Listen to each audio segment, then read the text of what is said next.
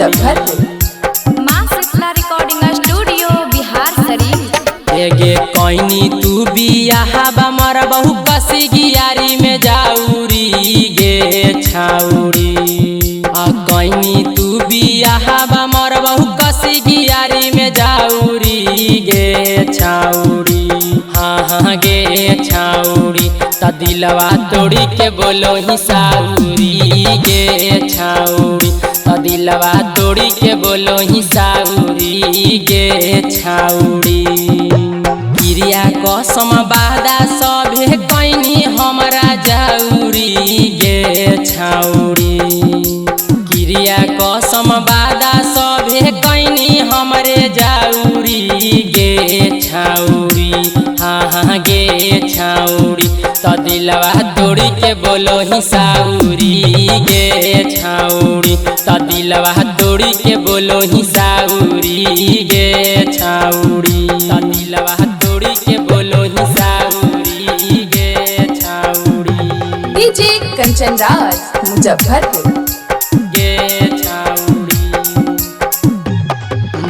जोगे छौड़ी जो तू आवा हो माँ बहरा बादगे भतरा के हो तो चाऊ ठारी दिन सारा धगे। जोगे छौड़ी जो तू आवा हो माँ बहरा बादगे सैया के तोर हो तो चाऊ ठारी दिन सारा धगे। पर तौ सारा पल जर तौ सैया के तोर माउरी गे छाउरी। पर तौ सारा पल जर तौ सैया के तोर माउरी गे छाउरी। हाँ गे छाउरी त दिलवा तोड़ी के बोलो ही साउरी गे छाउरी। त दिलवा तोड़ी के बोलो ही साउरी गे छाउरी।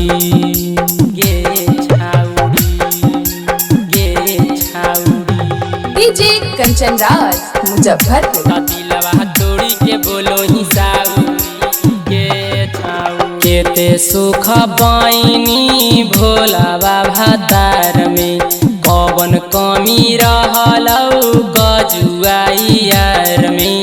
हे गे केते सुख बाइनी गोला जस भातार में कवन कमी रहलौ सोनू जस यार में। सैया के खियाबो हखी छानी रोज कचौड़ी गे छाउरी। सैया के खिलाबो हखी छानी रोज कचौड़ी गे छाउरी। हाँ गे छाउरी त दिलवा तोड़ी के बोलो ही साउरी गे छाउरी। त दिलवा तोड़ी के बोलो ही साउरी गे छाउरी।